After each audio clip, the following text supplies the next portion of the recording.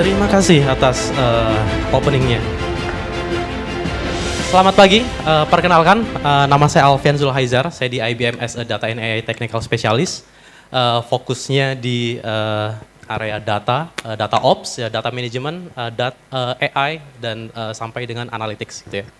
So, sebelum saya mulai, saya ada satu video, karena tadi pantun, tapi saya belum mempersiapkan pantun, saya sudah siapkannya adalah video. Jadi, oke, video saya. Powers AI. New types from new sources. Massive, ever-expanding volumes. Data as yet untapped, holding insights that can reveal new opportunities.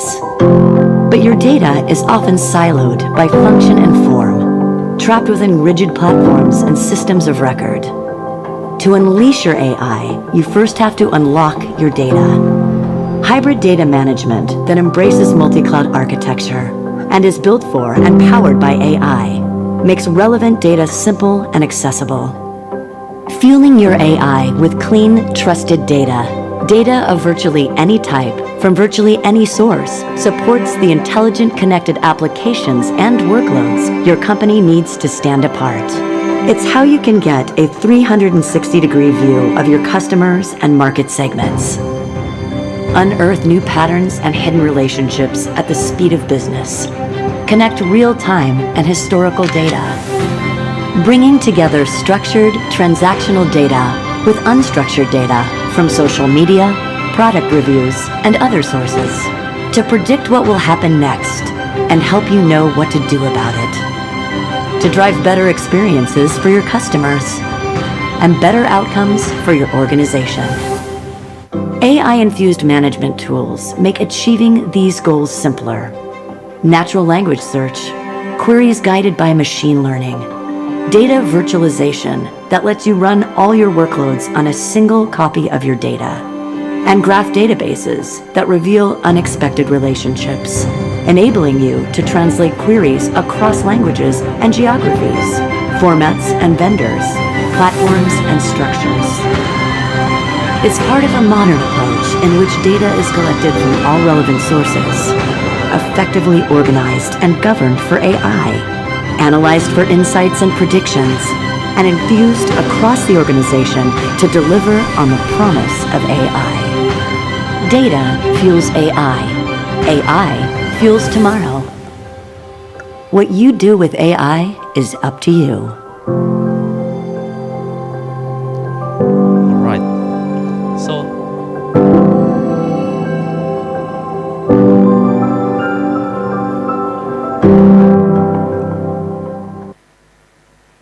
Menarik ya, what with you do with your data is up to you gitu ya. Jadi data itu memang benar-benar depends on apa yang akan kita lakukan, kemudian apa tujuan apa yang akan kita achieve ya, sehingga data itu nanti akan sangat bervariasi sekali bagaimana kita men-treatnya gitu ya.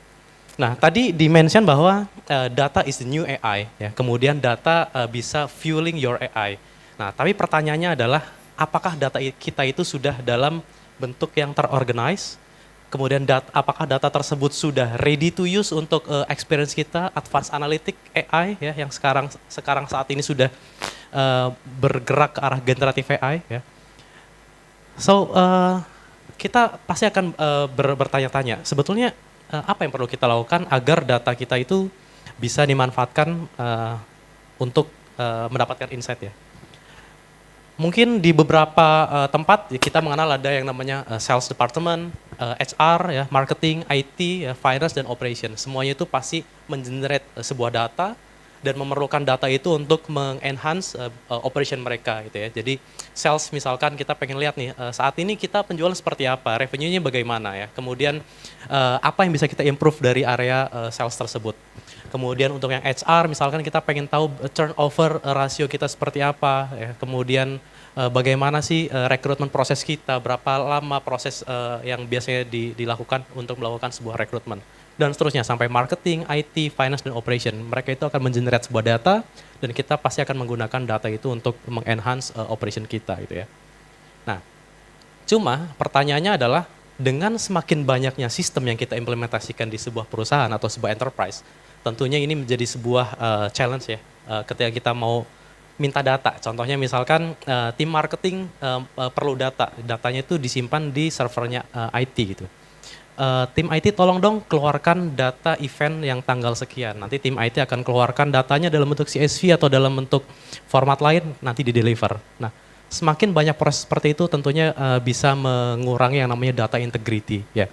Nah, harapannya adalah nantinya kita bisa punya sebuah sistem yang ketika kita misalnya membutuhkan sebuah data, kita tidak perlu lagi rely ke sebuah departemen, tapi kita bisa mengakses data itu secara mudah. Kemudian data itu bisa lebih trusted lagi, sehingga apa yang kita dapatkan dari data itu dalam artian adalah high quality of data gitu ya. Nah, data complexity itu sangat nyata sekali ya, karena yang menjadi challenge adalah selain data yang ada di silo-silo, kita juga belum tahu apakah data tersebut memiliki struktur yang sama, format yang sama. Contoh paling mudah adalah penulisan tanggal lahir gitu ya. Tanggal lahir dari berbagai macam sistem itu pasti ada perbedaan format penulisan. Ada yang menggunakan DD, MM, YYY, ada yang menggunakan MM dulu di depannya, baru DD, kemudian baru tahun, dan seterusnya dan seterusnya. Ada lagi mungkin yang sistem yang tidak ada proteksi di depannya untuk pengisian sebuah field.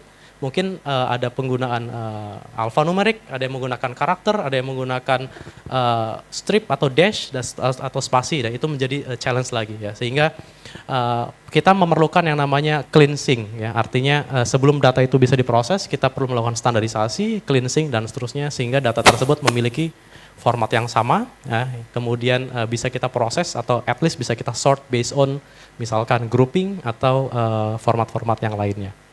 So, based on dari surveinya IBM bahwa 68% data yang kita miliki itu belum teranalisa, ya. Kemudian 80% waktu yang atau 80% activity yang dilakukan oleh tim IT itu adalah melakukan data integration, termasuk di dalamnya data cleansing, standardization, kemudian reformatting menjadi sebuah data ya atau menjadi sebuah format yang sama atau yang homogen sehingga bisa dimanfaatkan atau bisa kita olah. Baru setelah itu 82% sisanya itu di area data integration. Itu pun masih menjadi sebuah challenge lagi. Di mana data integration itu ternyata juga menjadi sebuah hambatan ya. Karena berbagai macam atau banyaknya sistem yang mungkin kita implementasikan, baik itu yang sifatnya on-premise ataupun on-cloud gitu ya. Dan nextnya adalah bagaimana kita melihat data-data itu ternyata masih silo-silo di departemen-departemen.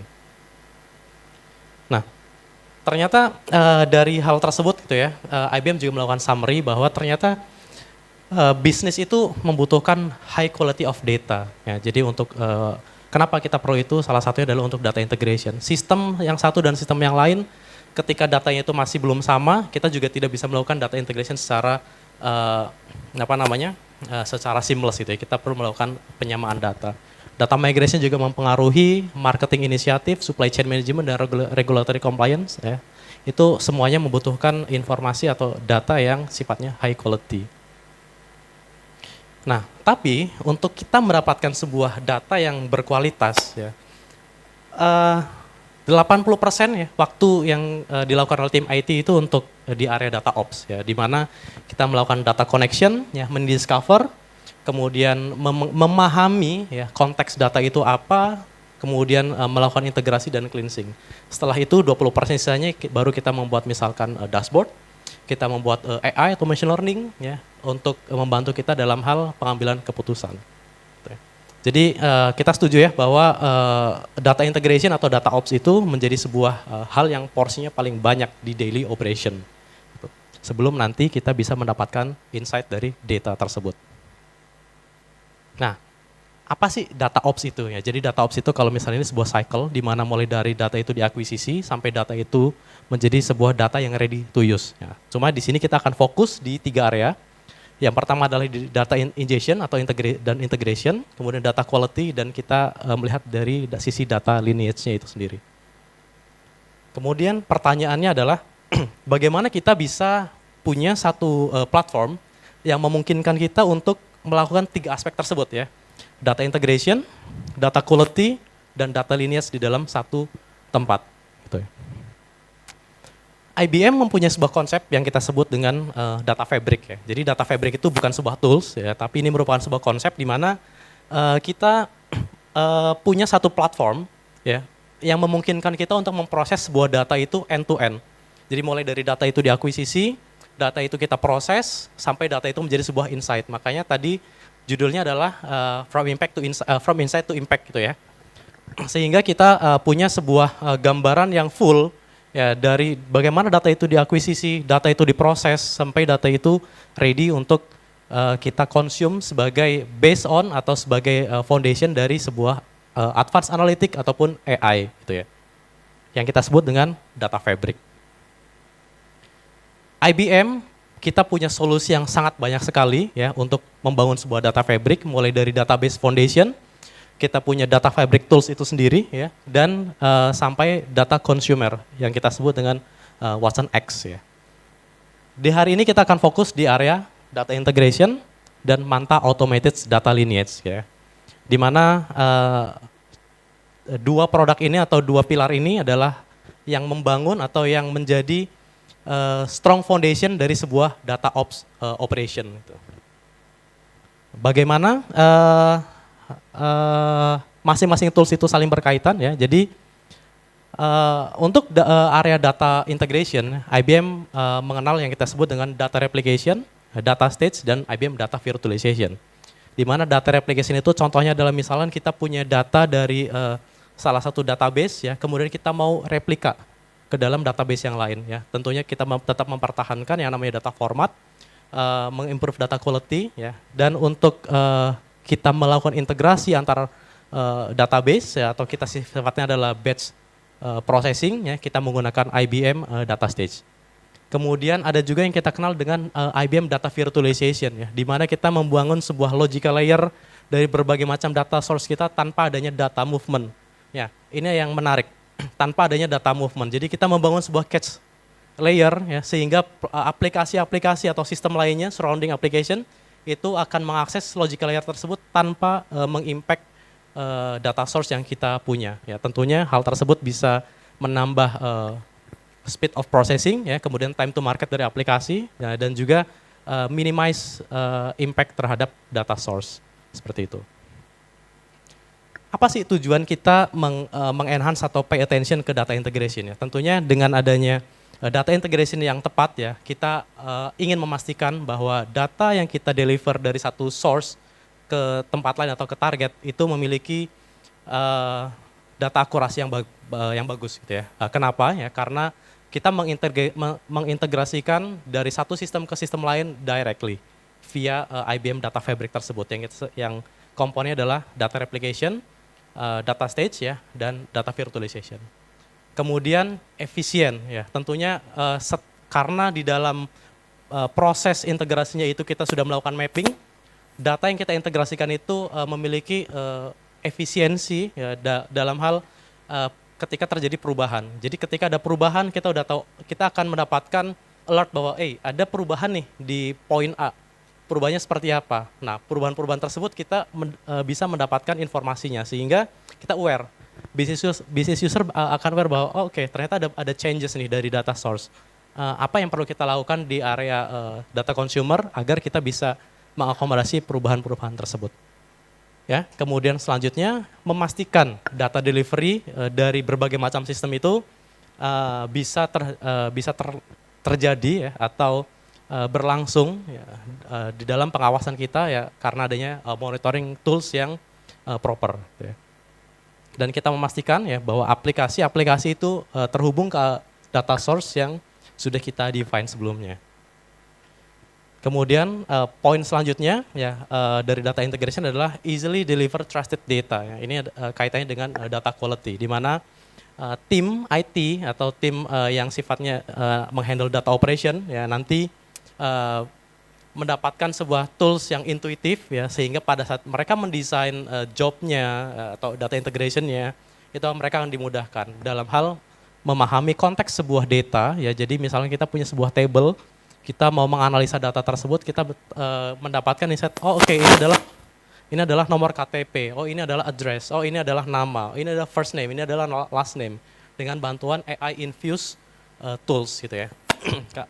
Mungkin biasanya kalau misalkan kita menggunakan tools manual gitu ya, kita punya ratusan table atau ya ratusan table dengan puluhan kolom di masing-masing table gitu. Kita perlu memahami konteksnya satu persatu table tersebut, kolomnya itu isinya apa, dan mungkin satu aplikasi dan aplikasi lain naming table-nya itu tidak standar. Ada yang pakai F name untuk first name, ada yang pakai name, ada yang pakai first name, ya ada yang mungkin hanya pakai FN atau seterusnya. Itu mungkin akan menyulitkan kita dalam memahami sebuah konteks dari table atau kolom-kolom database yang kita punya ya. Dengan adanya AI infused tools ya, harapannya kita bisa memahami tabel konteks dari sebuah data dengan lebih cepat dengan bantuan AI infused tersebut. Ya.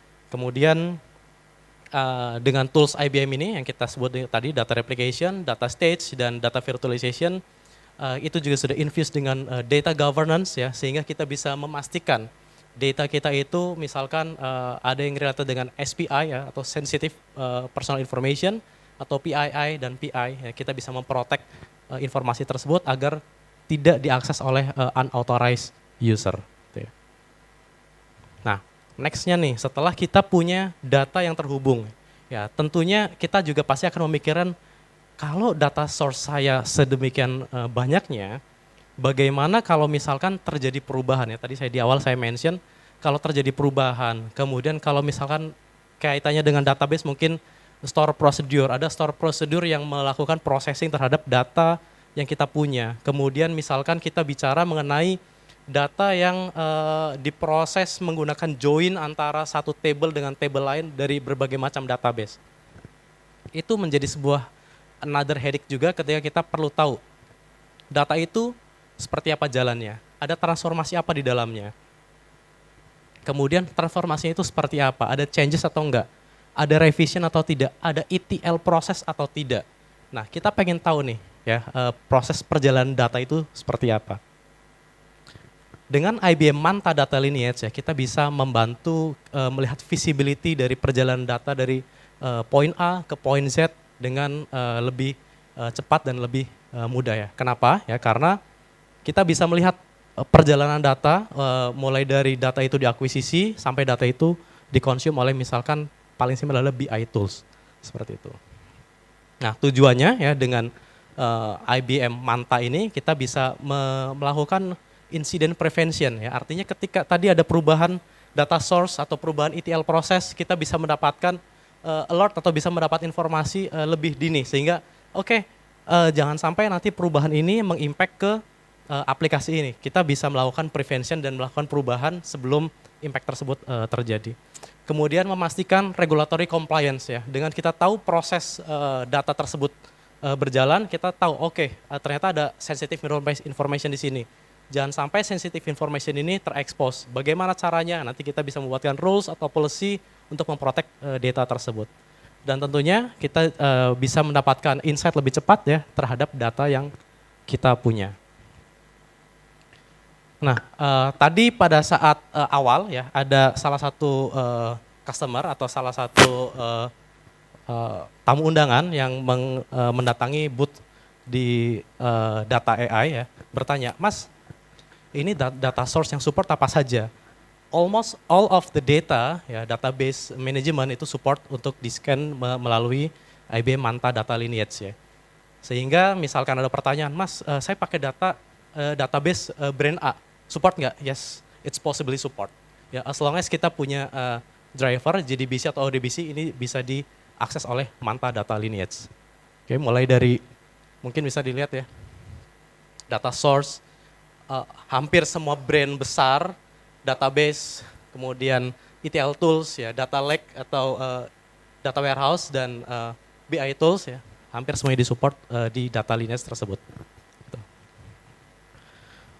Nah, tujuannya adalah ya tadi IBM Manta Data Lineage itu membantu kita untuk mendapatkan visibility dari data journey ya, sehingga kita punya gambaran data tersebut diprosesnya seperti apa, bagaimana terjadinya data ETL ya, kemudian bagaimana data tersebut dikonsum oleh misalkan analytic tools ya, baik itu Cognos, SAS dan seterusnya, ataupun misalkan kita mau export ke AI atau machine learning project seperti itu.